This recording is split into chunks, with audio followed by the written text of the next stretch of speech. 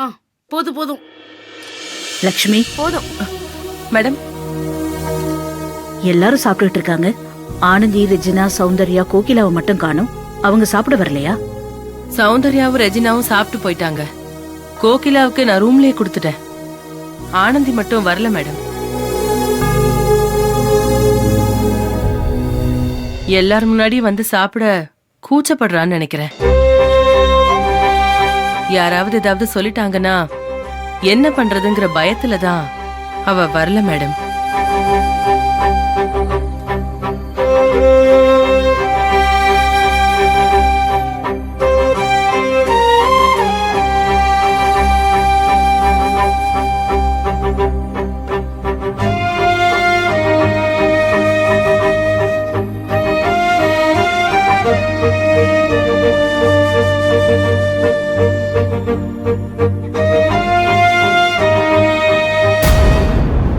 Diana, குப்பை தொட்டி எங்க இருக்குன்னு கேட்டியே, இதோ வருது பாரு.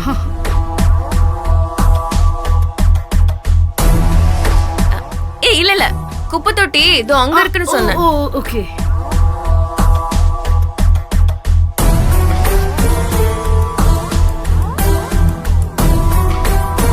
ரித்திகா, டயானா சாப்பிட்டு முடிச்சாச்சுல்ல?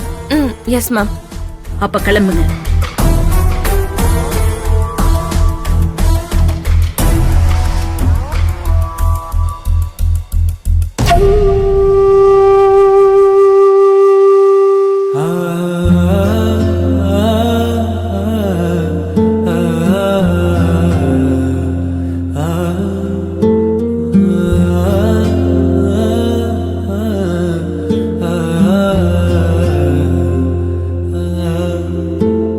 லக்ஷ்மி மேடம், எனக்கு ஆனந்தியோட பேச வேண்டியிருக்கு. நீ கொஞ்சம் கிச்சன்ல இரு.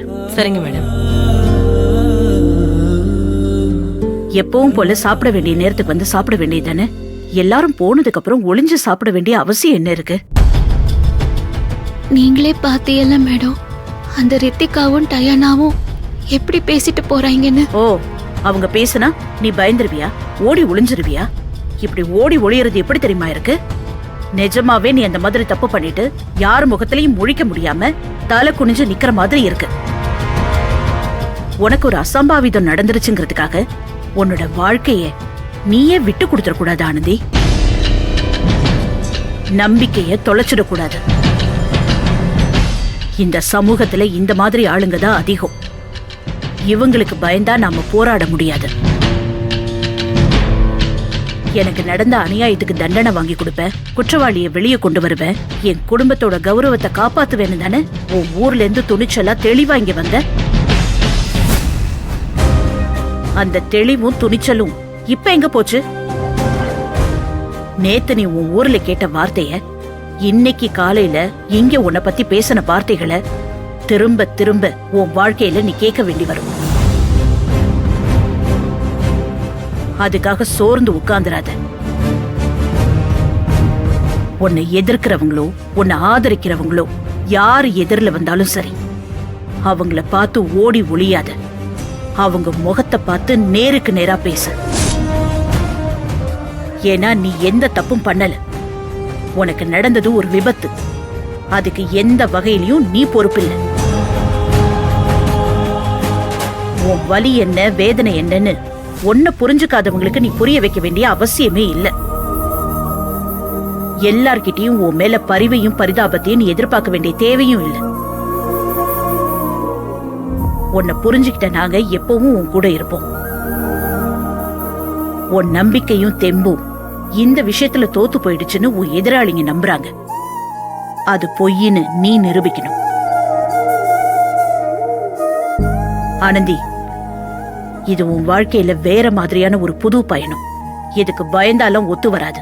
நீ நெருப்பா இருக்கணும். இன்னைக்கு உனக்கு நடக்கிறது வேற யாருக்கும் நடக்க கூடாதுன்னு எல்லாருமே நினைக்கணும். தப்பு பண்ண பயப்படணும். இத பண்ணவனோட முகத்திரையை கிழிச்சு அவனை நீ வெளிச்சத்துக்கு கொண்டு வரணும். தேவையான நேரத்துல உனக்கு ஏணியாவும் படிக்கட்டாவும் பக்க பலமா நாங்க எல்லாருமே இருப்போம். பலிபீடத்துல ஆட்டதான் பலியிட்டதா சரித்திரம் இருக்கே தவிர சிங்கத்தை இல்ல. நீ சிங்கமா மாறணும்.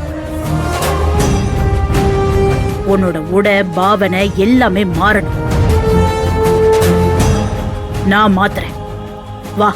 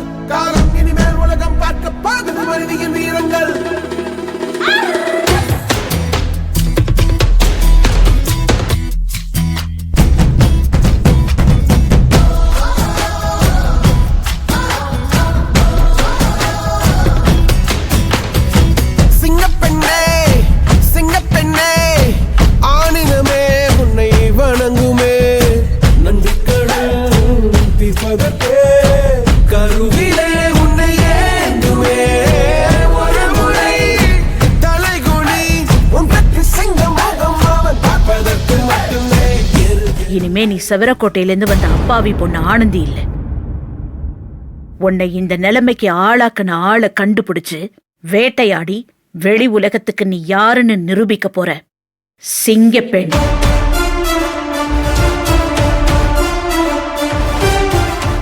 இதுவரைக்கும் உன் வாழ்க்கையில வந்த எல்லா கஷ்டத்தையுமே நீ முட்டி மோதிதான் ஜெயிச்சிருக்க. ஆனா இனிமே உன் எதிரில வர தடையெல்லாம் எட்டி உதைச்சு முன்ன போகணும். ஏன்னா உன் எதிரில இருக்கிற எதிரிங்க அந்த மாதிரி. அவங்க முன்னாடி நீ கம்பீரமா தான் இருக்கணும். ஞாபகம் வச்சுக்கோ. ஆனந்தே, உன்னை பாக்குறதுக்கு ஏதோ புது மனுஷிய பாக்குற மாதிரி இருக்கு. ஒருவேளை இது உன் மறுபிறவியோன்னு தோணுது. நீ குடும்பத்துக்காக பாடுபட்ட காலெல்லாம் மலை ஏறிடுச்சு ஆனந்தி. இனிமே நீ உனக்காக பாடுபடணும். நம்ம ஊரும் உறவும் உன் மேல வச்சிருக்கிற பார்வைய மாத்த பாடுபடணும். அப்பா அம்மா உன் மேல வச்சிருக்கிற நம்பிக்கைய, குடும்ப மானத்தை காப்பாத்த பாடுபடணும். என்ன நடந்தாலும் பயந்து கண்ணை மூடிடாத. அந்த பயம் உன்னை கொன்னுடும். தைரியமா கண்ணை தர முன்ன போ. உன் பின்னாடி நாங்கெல்லாம் இருக்கோம். அந்த அயோக்கிய பயல கண்டுபிடி. உலகத்தின் வழி எல்லாம் வந்தால் என்ன முன்னே பிரசவத்தின் வழியை தாண்ட பிறந்த